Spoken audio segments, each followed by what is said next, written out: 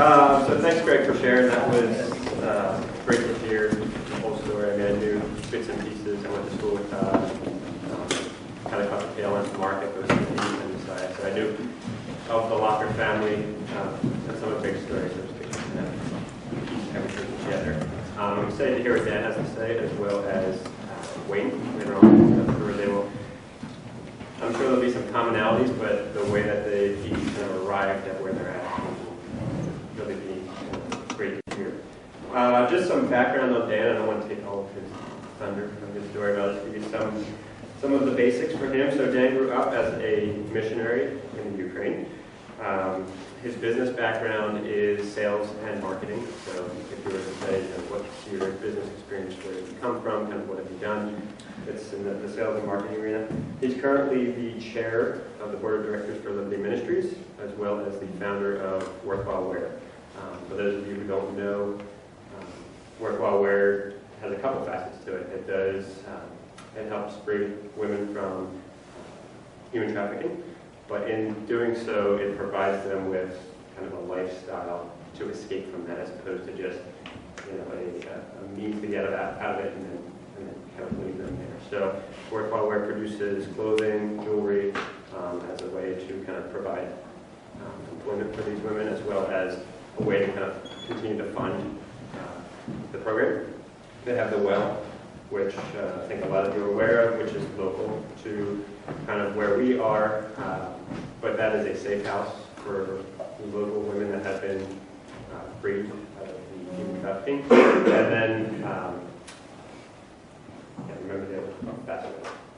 The stores were. Yes, yeah, Worthwhile Thrift. You're stealing all my thunder, but that's fine. No, I'm not going to the great details. So Worthwhile Thrift, which they recently opened 6 months ago? In November.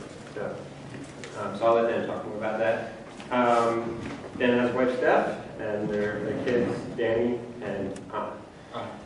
So I came to know Dan through church and a few different activities with Worthwhile Wear as well. And what I really appreciate about him is kind of the passion and conviction that he brings kind of to what he understands his calling to be in life. It's just inspiring to see how much effort and how much of himself he gives to it, and the environment that he provides in it. So I'm excited to hear from him and Emily.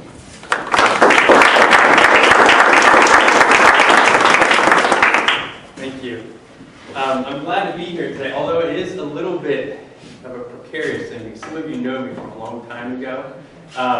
And you can look at a story and say, boy, how did you end up there? And I go back to, if I wrote a book, it'd be called In Spite of Myself, because I was, a foolish, silly goofball, and still am to some level. But to where we are today, and looking back, I'm grateful to be here. I'm grateful to have this opportunity to share with you. And typically, when I talk and I go to churches and businesses and different groups and schools, I often talk about Worthwhile Wear, and that's often what people want to hear about, and that's a good thing. We talk about what Worthwhile Wear is, what we do, and what we seek to accomplish. But today we're going to take it kind of a different slant, and that's to really share the journey of what it was, and where I was, what I was comfortable with, to where we are today, where we are as a family and as an organization today. And when we talk about journeys, oftentimes we look at our journeys, whether it be spiritual or personal, and we try to understand, when is it going to start? Where does it begin? And a lot of times we refer back to, and the circles that I walk with and those that I know, refer back to Scripture. And one of those is Proverbs 3, 5, and 6. That passage says, "Trust in the Lord with all your heart, and lean not on your own understanding. In all your ways acknowledge Him, and He will direct your paths." So in this journey that I share with you, I talk about trust, which is a hard thing, leaning not on your own understanding, and we're limited, in understanding that we're limited in the scope of the big picture, and learning to submit or acknowledge to Him, in this story is God, and letting Him then direct. Because it's very hard for us to kind of let go of some of those things, and it's hard for us to have this understanding that there's a bigger player in this. And when we talk about journeys, it's very important to not forget our anchors, those things that were with us along the way. And so for me, one of those anchors is people, those that have been involved and those that I've worked with throughout my life and now. And then the other is God. It's one of those things that is so intertwined with this story. It's inextricable. It's something that I can't remove from the story. And you're going to hear about that and see how that plays out. And it goes back, my journey started much sooner. And I'd say sometimes we read that passage and we say, well, I'm craving to get going. I'm ready to start. But I'm not hearing the calling. I'm not hearing this big voice saying, now's the time, And we get frustrated with that. But the reality is oftentimes our stories have begun far, far earlier than we realize. And for me, it started with, as Nate said, on the mission field. I grew up in Ukraine. I was there from age 12 to 18. And while I was there, I learned a lot of things. And my parents were there for 9 years. Before my father passed away there, he had given me kind of an anchor point, and that was affirmation. I was actually in college at the time, and one of my side jobs was selling jewelry. I didn't know I'd be selling jewelry then and kind of selling jewelry again now. And I sold jewelry on the beach. So I was kind of a beach bum, and I would walk around and I'd sell this. But I made around $120 to $200 an hour doing it.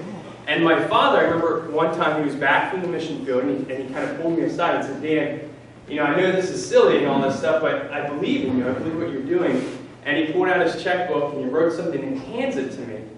And here is a check from a missionary who didn't have a whole lot, and it was a check for $10,000. And I said, Dad, you can't, I can't cash this. I wrote void on it, right? But I said, I want to keep this as a reminder. And for me, what that was, as a father speaking to a son's life, is that you have value and you have worth, and I believe in what you're trying to do.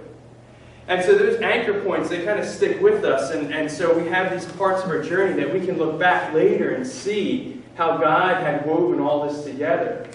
And one of those was actually in high school. And I went to Upper Bucks Christian School, and I remember I'd come back from my 10th grade year of high school. And I was sitting in history class, and the teacher asked a simple question. It was, students, if you were alive when slavery was here in America, would you have done something to stop it? Would you have done something to intervene? And as a kind of a foolish 10th grader, I raised my hand. I said, yeah, I would do something. And the reason I said that and raised my hand is because I believe everybody's equally valued and everybody deserves to be free. And so I had this moment where I said, this is what I believe, this is what I would raise my hand to, and then it kind of passed by and I didn't think much of it, didn't really do anything with that. But as the journey continues, we fast forward then to 2010, where I'm sitting in our church. I'm sitting in Calvary of Satterton, and I'm hearing a couple share about slavery once again with a new name called human trafficking. And I remember that question kind of coming back again. And in my mind, it was not, Dan, what if slavery existed? It's, Dan, slavery exists today. What will you do? And it was a hard thing because it was a question I didn't want to answer because I knew what it required of me to answer that. And so I kind of brushed it off, and it's one of those things where I share about this a lot, and I don't fault people for not jumping up at the end of our talk and saying, let's do something, because it takes time. It's a seed being planted, and that seed planted, though, in 2010. I remember going back to my job. I had a good job, as Nate said. I did sales and marketing for an engineering firm. I'd go to my office where I could close out my colleagues. I'd ride my $3,000 carbon fiber bike to work, which I shouldn't have bought probably, and I'd gaze out the window and wish things I could do for vacation. Eventually or occasionally I would work. But no, it was a good job. But I remember sitting there, and I'd be typing an email or working with a customer, and then that voice coming back and saying, Dan, slavery exists. What are you going to do about it? And I sat there and I battled that, trying to push it away, trying to forget it, trying to think of it. I got other priorities. I have a family. I have 2 kids. I have a mortgage. These are things I need to worry about. But then I remember hearing that voicing and asking me that, and then remembering that passage, that we have to trust in the Lord, and we have to lean out on our understanding. Because what I was coming to in my understanding was to make a very stupid decision. And it didn't make any sense. And so I looked at this and I started to say, well, I need to do something. So the first thing I did was seek counsel. I started to talk to others and share, this is what my heart is calling me towards. And I talked to a neighbor at that time, and he was a friend and a neighbor, but I started to share with him about this stupid idea, right? Something that goes against logic. And I said, I feel that I need to do something to help combat human trafficking. And I first got educated and started to look at what's the issue look like overseas, and what do you do when you start to hear that nearly 28 million people are enslaved today, more than have ever been in humankind. And when you hear about nearly 800,000 people are being trafficked across borders to be sold as a commodity. And that it's an industry that it's $32 billion, now $33 billion. It used to be third in line. It used to be drug trafficking, then arms trafficking, then human trafficking. And now this year it's swapped places, where it's the second largest crime in the world.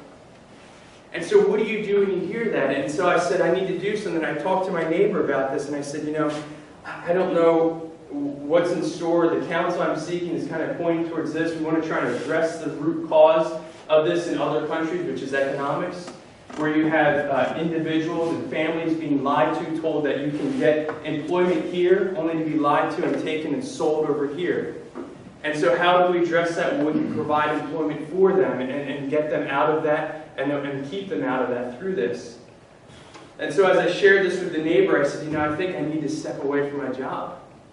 And I think I need to do this soon, but I don't know how to do this. And it's not a large company, right? So I'm the only U.S. sales rep, and we had a rep in South America and another one that covered the rest of the world. And we sold our R&D services to larger companies, and it would be a big kind of negative effect on the company. And I said, well, if I tell them what I feel the calling is, and then I present maybe a 6-month option, and let them phase me out, I'll train the next person, maybe that would work. And so we kind of talked about that. Well, within 48 hours, right, I was back in my office, sitting there working. My boss comes down, he says, it's time for the annual review, which was that time of year. And we went down and we talked with the owner of the company. And as we sat there, we shared kind of all the updates about everything. And then they kind of segued to another topic. They said, Dan, we're trying to do something different. You're the only salesperson that gets salary, which we could live off of, and then bonuses, which allow me to buy stupid things like that carbon fiber bike, and then allow my wife to stay home and watch our kids. And so they said, the only one that does this, we're going to change that so the whole company is the same and everyone's going to be salary. And we talked about that for a while. We continued on, and we talked about the jobs and clients. And then they said, but we don't, before the meeting ends, we don't want you to have this idea that this is such a big change that you don't like it, you're going to leave, and you're not talking to us about it. So if you have that idea, we're going to address that too. Because if you have that idea that you don't like this change and you're thinking you're going to leave, don't leave. Give us at least a 6-month window. And I sat back and I just smiled. And then my boss, who's this kind of hardened German guy, looks at me and he says, why are you smiling? And I leaned forward and I said, let me tell you both why I'm smiling. Because I was trying to figure out how to bring this very awkward conversation and how to propose a 6-month phase out for me. And I proceeded to tell them about the calling that I was having towards helping women that have been affected by human trafficking. And I said, I didn't know how to bring up this conversation, but I believe God did. And so I'm going to accept this offer for you, but not to pursue another job, but to pursue this. And then I leaned forward and I said to the owner of the company, Denise, who's an atheist, doesn't even believe there's a God, admits it readily. And I said, Denise, I don't know where you stand with your belief on God, but I believe that He directs our steps and He directs our paths, and I believe He's directed me to do this.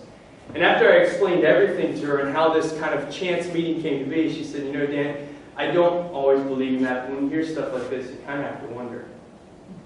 And so I took that as my first kind of cue and took that as a chance to step off. And I tell you, it goes against all understanding to step away from something that pays well when you have a mortgage, a wife, 2 kids in school, to then paying nothing. But it's during those times that you get to really experience what faith is, and you get to experience what it looks like to live it out and see God show up in big ways. And so we started our work in India, and we started programming there where we could provide employment for women. To get out of these situations or others that are at high risk in the slum areas. And give them the opportunity to make jewelry or clothing, bags. And it wasn't simply to just thread a needle or put a bead on a string, right? Because that's limited in the scope of where you can go. But I came from an engineering background, so I said, let's do process instructions.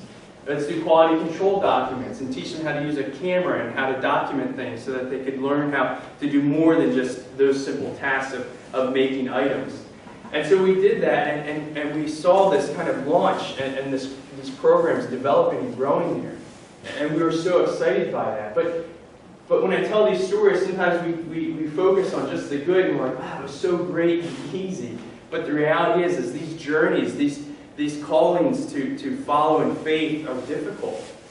And they're trying, they test you. Because it took everything, really, to make this happen for our family. And it wasn't easy on us as individuals, as a couple, as a mom and dad, to sell our home where our kids had friends and to put everything on the line, including all of our savings. And I remember how difficult it was, because I remember sitting, watching, or looking at my computer screen one day in our kitchen, and I looked at our bank account, which had been slowly depleting. And it was a day that really resonated with me, and I took a picture, actually a screen capture, because it was of our bank account, and it was a big zero. And I remember feeling completely deflated and discouraged and saying, this is it, what else can we do? But feeling also the calling that we needed to press on, because I felt there was affirmation in what we had pursued and started. And so the shift change of this despair, because then I started to think about others, and that's one of the things I'll touch on later, but the big picture. So this is my microcosm. This is the thing I struggle and live in, but the reality is that there's others out there struggling in far worse conditions. And so we started our work in India and started working there, but then started to understand that the issue is not just an overseas issue. The reality of slavery isn't just something far away that we can read about but never see. The issue of human trafficking was happening here. And so as an organization, and we said our goal was to help combat and restore those affected by human trafficking. And when you start to hear that about 14,000 women are brought into the U.S. to be sold as sex slaves, or you hear about the average age of a trafficked victim in America is 14 years old, or you hear that the life expectancy of someone brought into forced prostitution is only 7 years, that they'd be brought in at 13 and likely die by 20 because it's a dangerous and violent crime against humanity. And you hear that, and then you hear even closer to home that within Bucks County there's 800 to 900 homeless youth, of which 40% will be pursued by a trafficker within 48 hours of them getting on the streets. So what do you do when you learn about this? Do you push it aside like I tried to in the beginning, or do you respond to it? And that's where, on this journey, you start to learn different things. You learn how to slow down and get educated. And so as we started looking at this issue, we said, let's get educated. Let's talk to the right people. And we talked to the district attorney's office, and we partnered with groups like NOVA and Women's Place and other Penn Foundation and other service providers, saying, what is the greatest need? And of that, as we kept hearing the need over and over again, it was that there's nowhere for these women to go. There's no housing or long-term solution. And so of this was the idea, the concept born called The Well. And The Well is based off of John 4, where we see a story, we see Jesus meeting a woman at this well, where she was herself involved with many men, and some maybe by choice, but others most likely by being exploited. And she comes for what she needs. She comes for water, right? And she's not denied that. She's given what she needs. And then Jesus goes beyond that, though, and says, I know this is what you need, but this is something that I think you need for the long term. And that's that eternal living water that we read about there. And so the well was born out of that idea, providing for the physical as well as the spiritual. But it goes beyond that, because we don't just cater to those that we're comfortable with or those that we have some background with, because the well is a program. The program was set up for those that are 18 and over, women, regardless of their race, religion, or sexual orientation even. And so some people kind of don't know what to do with that. But the reality is, what did Jesus do? And this, if he's going to be my example, he sits there and doesn't say, tell. He sits with and walks with and works with this woman. And so that's the same idea that we wanted to kind of go with. And so we started looking for housing and spent 6 months looking and searching, developing the plan, the model, the programming. And I had every church listed, every organization, every person that I thought may have some extra spare properties lying around. And everywhere I went was a version of no. And that's a hard thing to hear no over and over again. And so after hearing that last one, I was deflated. I had no more options on my list and was struggling with what do we do now? And it was at that time that I received a text from my mom. Now, moms used to just make a phone call, or then it graduated to emails, and now it's texting, and I get a text almost every other day from my mom. And she simply texted that day, Proverbs 16:9. And that says that a man plans in his heart, but the Lord directs his steps.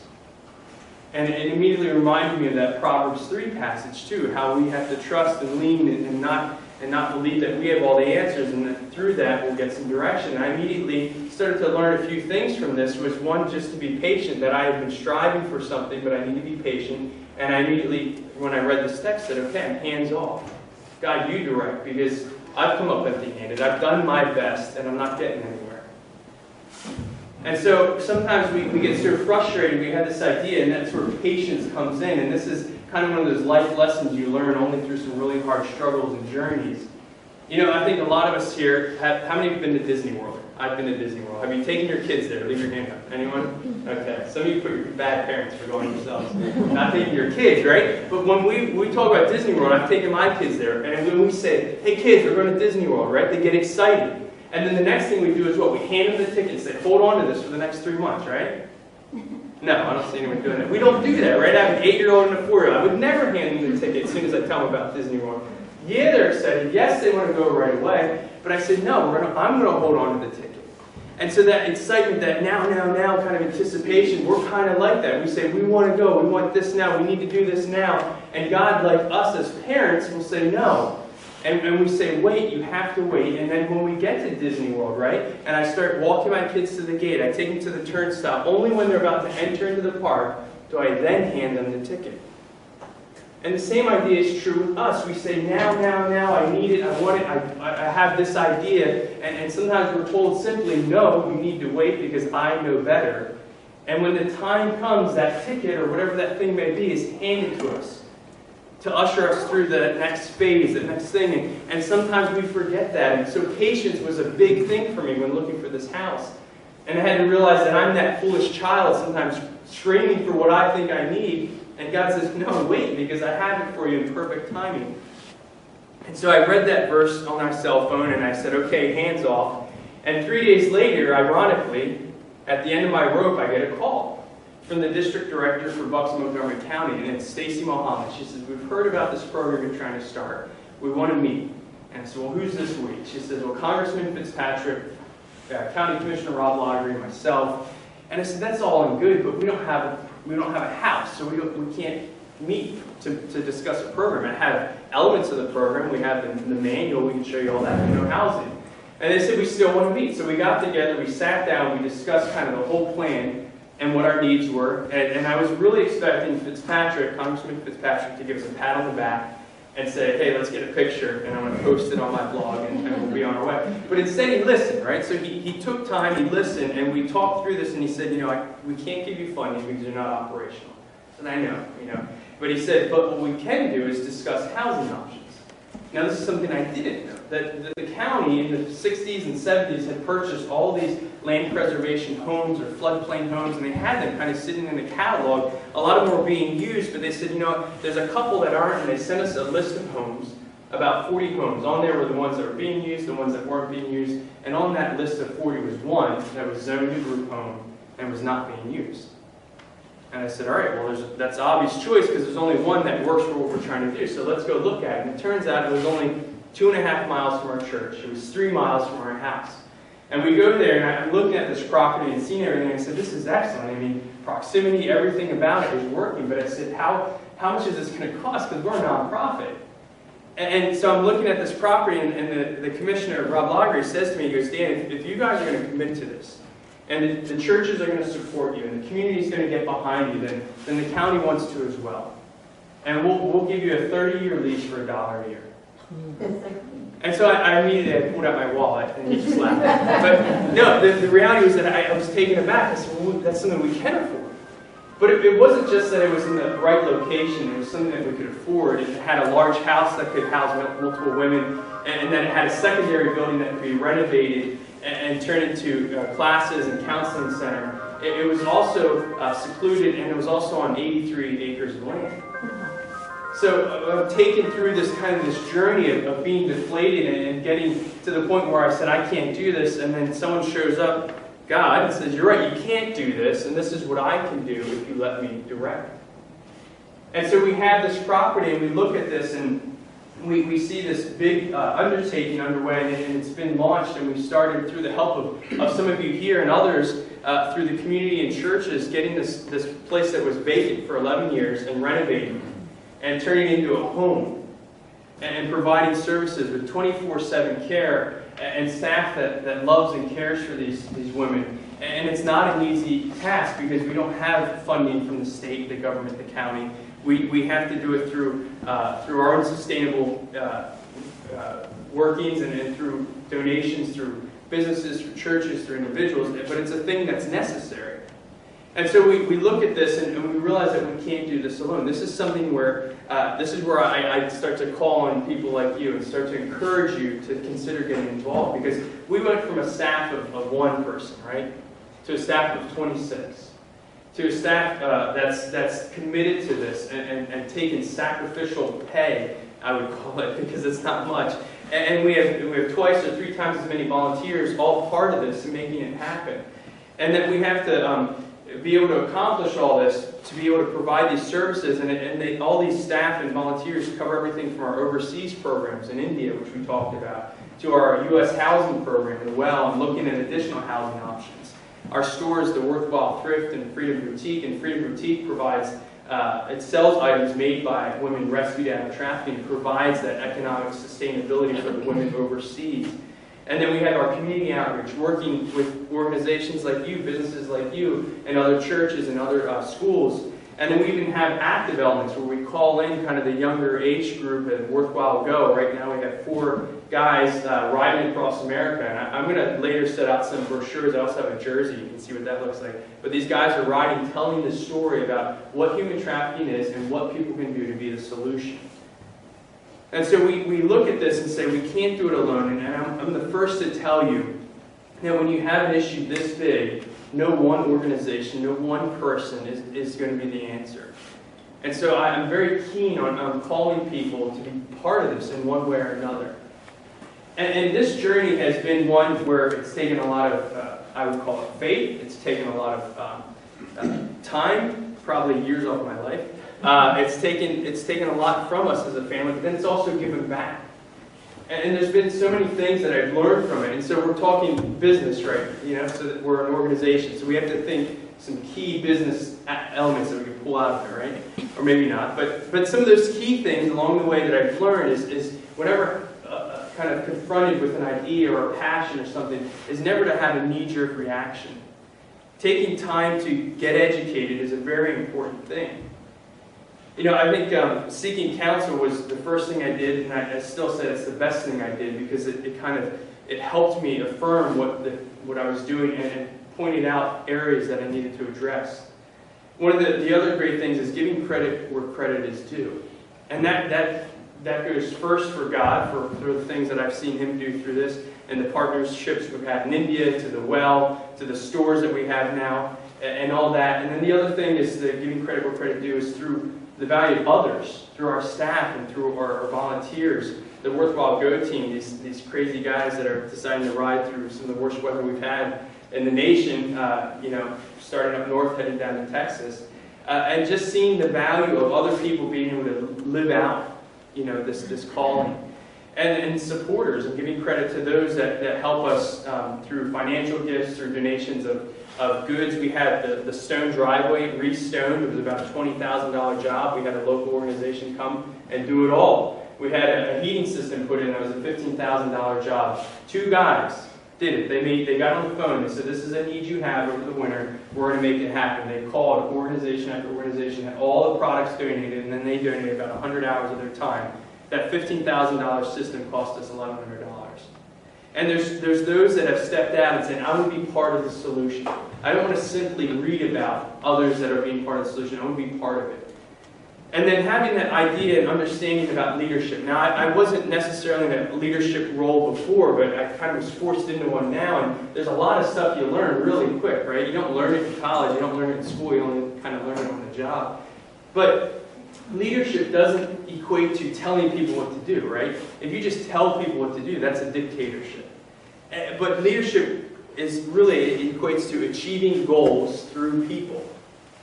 So having an end result, and our end result is to provide freedom and a way out, and provide restoration. And that's done through people, and that's done by working with and alongside, and being part of that with them, and walking with them. And so that's been a valuable thing, that we don't do this on our own, and it goes back to this is a community effort.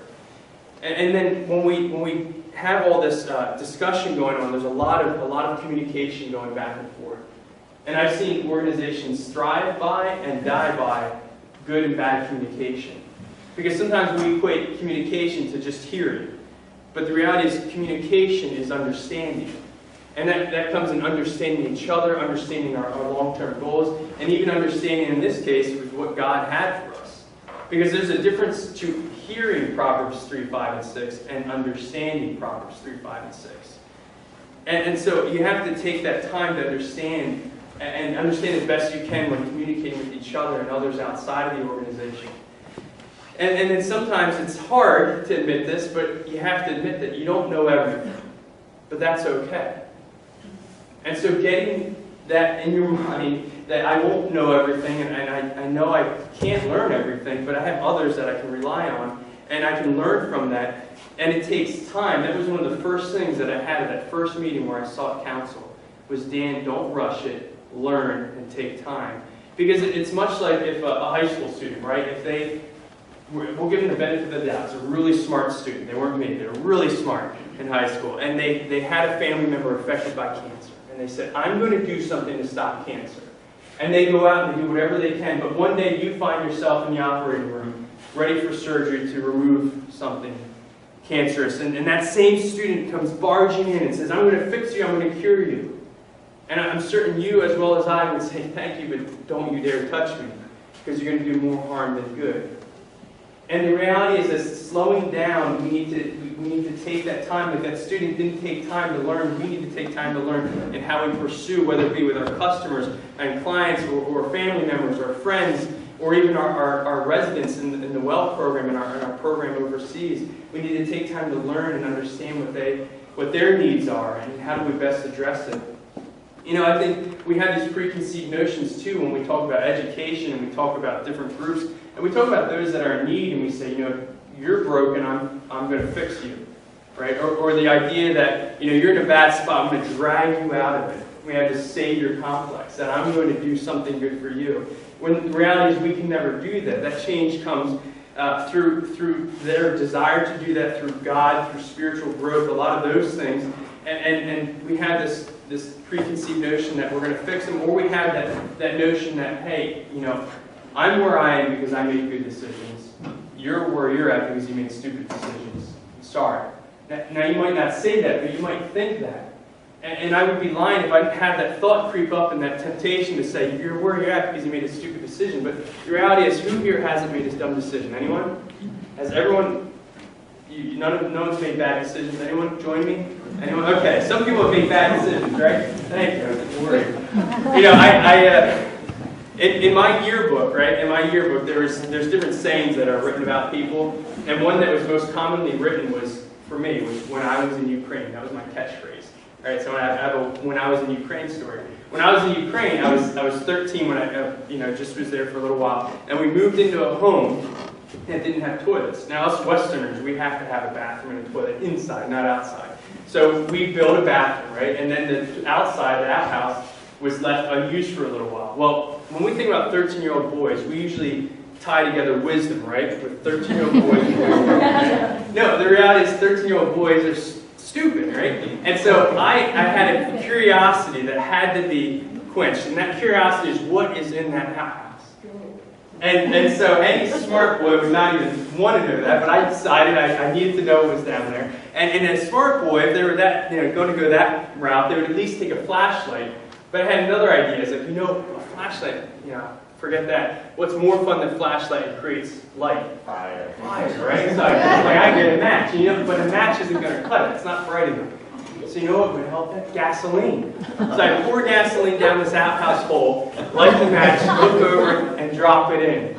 And once you know it exploded up out the hole all over my face. And I remember I walked inside, my father had heard it, and he goes, "What just happened?" And I didn't look at him. I was white as a ghost, except my face. And I walked into the bathroom and proceeded to scrub my face for 2 hours, right? And I could have been blinded, I could have been hurt really bad, and everyone would have the right to say, "You made a stupid decision." But by the grace of God, I'm here, and I'm not injured, right? And the same goes for so many of us, where we look at people and say, "You're there, I'm sorry, but you made a dumb mistake." The reality being, we've all made stupid mistakes, but by the grace of God, we're here where we are today because we're grateful that we're not in that situation.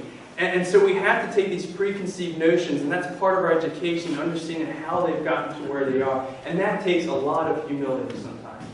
It takes humility to look at someone and say, "I think you should be this," and they say, "No, I really want to be this." And you say, "Okay, I'm going to help you be what you want to be," and work with them towards that goal. And that humility is spoken to us over and over again. And Micah 6:8 kind of boils this whole talk down. Micah 6:8 says, "He has shown you, O man, what is good, and what does the Lord require of you? To act justly or administer justice, to love mercy, and to walk humbly with your God." And we read that, and we say, okay, there's a strong word in there at the beginning. He's shown us what's good, right? And He doesn't ask it of us. He doesn't suggest it of us. He requires it of us. And I have 2 kids, and there's some things that I ask of them. Pick up your clothes. Some things I would like them to do. Make your bed. And there's things I have that I require them. Never, ever go that close to the road.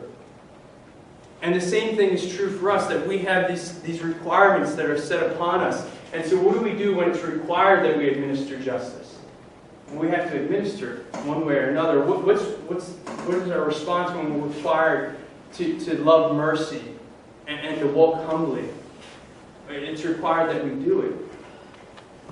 And so it's not easy, and it's a difficult thing, but it's what we're required to do. And so we do that. And that question then is asked, well, why do you do it? Sometimes those from the outside are looking in and saying, "I don't quite understand why you do what you do." And to boil it down to an even simpler analogy, I'm going to need your imagination, right? Because I work for a nonprofit, so imagine I'm pulling out a $100 bill.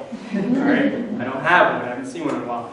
But imagine I'm holding a $100 bill. It's crisp. It's brand new. I said, anyone who wants it, you can have it, no strings attached. Would anyone take it? Okay. Thank you, Jason. Because I would take it. I'd go to the movies. I'd buy something fun. If I came back and said, "Here's another $100 bill. It's crumpled up. I'm sorry, but it's crumpled. Would anyone want it?" Okay. You take it, right? Now, if I came a third time and said, "Here's another $100 bill. This one's crumpled. It's wrinkled. It's dirty, and it's torn. But does anyone want it?" And I would think someone would take it. Because in spite of how it appears to us, the intrinsic value is always the same. And that's what it translates to us when we're talking about residents in the program and victims of these type of atrocities. And we look at them and say, in spite of how it looks, your value is equal to mine, and that's why I need to respond. But it's not easy. And so what I'm telling you today is part of our journey, and it might not be your journey, but I would call you to step boldly, bravely. There's a passage in 2 Samuel, it's kind of looked over a lot, but there's this mighty man of God, this soldier of King David called Benaiah, and he chases almost foolishly a lion into a pit on a snowy day. And he battles and he wins. And we don't have the whole backstory, but we look at it, and sometimes we're called to chase a lion. We're called to do something bold, and it's not easy, but we're called to do it because we see the value in others around us. And if you want to do anything great with your life, it doesn't have to be this or ministry or something where you're working with a nonprofit. It can be at your job where you are today, where you see the value in a person and spend time and take time for that person. And when you do that, when you take time to realize that the big picture isn't about us, but about others, and you take time to lean on His understanding, not our own, and to trust His decisions and not our own, you start to see some big things happen, even in very difficult times. Because I remember sitting there at that counter looking at that zero in my bank account and saying, what am I going to do now? I have a wife and 2 kids and no way to pay a bill. And I remember I walked out and got the mail, and I sat back down at the counter and started opening the mail. And in the mail was a check for $10,000 written to me. And I didn't realize it, but my grandmother who had passed away several months ago, had put us in a will that I didn't know I was part of. And it happened on that same day that I hit zero, that I felt deflated and didn't know what to do, that in a big way a check showed up with my same last name, much like the one that I'd received many years before, to remind me that I've got you covered. And that's when we pushed on, and I had that opportunity to continue on, and we've seen God bless it all throughout. And like I said in the beginning, this story, I can't extract God from it. So if you want to, or you want me to tell it elsewhere, that's unfortunate, but I can't take him out of the story because he's shown up in big ways. And so remember, as you walk through this journey and you face hard times, don't always take the easy route. Be patient and wait on him. And there's big times where you're really down and say, I'm not going to make it to the next step. That's when he's there to hand you what you need. And so I thank you for this opportunity and for allowing me to share my story, which I don't always do. And I hope today, if you have questions, that you will stop me and ask them. And if there's ways that you want to get involved, I encourage you to do that. And later we'll have material out for you to tape and ways to stay informed and updated with what we're doing. And I would ask and love for you guys to continue this discussion beyond today. That it wouldn't end just here, but it would go on beyond this, and we would dialogue again. So I thank you for this time, and I want to just stop and let you guys, if you have questions, because that was in the schedule, to ask some questions, because I have other things I could answer as well. But thank you guys.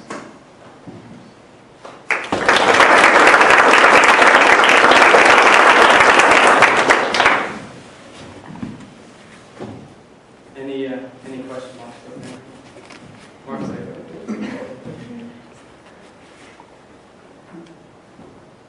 All right. Well, I do have a question. Yes. Was your wife on board? Yeah,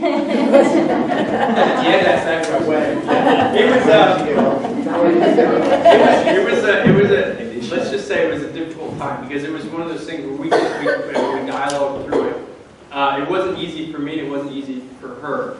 And that's a tough one to navigate sometimes when you're both faced with the realities of necessities. The realities that it's necessary that I feed my family. It's necessary I take care of these things. And that's what helped us through that, was, again, not going kind of rogue on this and going out and saying, I'm going to do this all on my own, but taking time to incorporate others. So when we had those discussions and saying, honey, I get it. This is not easy. But these are the steps. These are the people I've talked to. These are the things that we've looked at. And this is why I feel the Lord is leading. That helps, your spouse. Those ones that are just as equally important in the decision to get on board with it. And it's not easy. It wasn't easy for either of us. And it definitely put us through times, because she saw that bank account too. It wasn't just me. And it was one of those things that I walked in that day and I said, lest we ever forget, this is a reminder. And I showed her that. It was out of the blue, one of those things. And that was for her as well as for me, kind of the affirmation that we're doing what we should be doing. It doesn't always happen that way. That's something that we have to remember too, that, I choose a silly analogy of, pursuing a lion. But sometimes if you do that, you'll get killed, right? So you don't want to be foolish, and that's where that you have to be on that line of understanding, seeking counsel. And I will always, because I've had people approach me and say, I want to talk about how you got your nonprofit started. How do I do this? And I was, it's great you're chasing a lion, but are you seeking counsel? Do you have the tools to do what you need to do? And sometimes you ask those pointed questions, and you find that they haven't done any homework, they haven't tried to get educated, and that's a very dangerous thing. Dan, can you talk a little bit about your sense of calling before you started Worthwhile Wear? I'm just thinking, not all of us are going to have the calling to sell all we have and start a nonprofit. Did you have a sense of calling before that, and if so, how did you live that out? You're very right. I mean, that was one of those things I jokingly would tell a good friend of mine and say, I wish I had that fall to Saul moment, where he stopped in his tracks and said, you need to do this. It wouldn't be so easy if we all had that. And for me, it was kind of that progression, and it's a lot of that waiting. And so for me, that waiting part was where, and I share this now, I didn't even tell my wife about this. For 10 years, I would pray. This is her eyes got wide. It's a good thing. It was just a personal prayer. I just prayed every day for 10 years. I said, God, use me in some way. I don't know what that way is, but use me to make a difference for others. And it was just a simple prayer. And every day I would just, it wouldn't always start the day, sometimes in the middle of the day, sometimes end of the day. I just would think about it. I said, God, use me. And so I was kind of preparing in that sense and just being available, not knowing what it would be. And then when that time came, I remember hitting almost like lightning. It was just, I couldn't shake it, you know. And then that battle begins, because then I was like, well, I don't want to do it, you know. And I know I said that, I know I prayed it, but now I actually have to make that decision, and that's where it took time, and that's where I go back to. I never fault people for not responding, you know, whether it be human trafficking or something else, you know. I wouldn't fault you if you didn't respond right away or do anything for a few years. But I would fault you if you did nothing for anything. You know, if you went on your whole life and it was always your microcosm, it was always you, well then you're not going to have a successful life.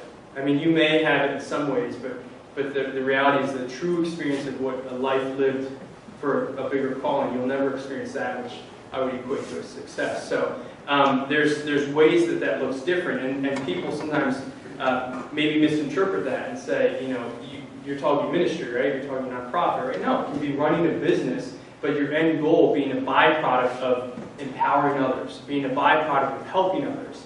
And that's what your byproduct should be. And so, kind of went off topic there, but those are things to keep in mind, though, when we're talking about this, and there's callings that some people sometimes are saying, well, I'm not feeling called to the mission field, I'm not called to this. Well, that's not always what we're called to. We're not always called to nonprofits and ministry. We're called to, you know, doing the best that you can at the place you're at, and that can make a big difference for other people.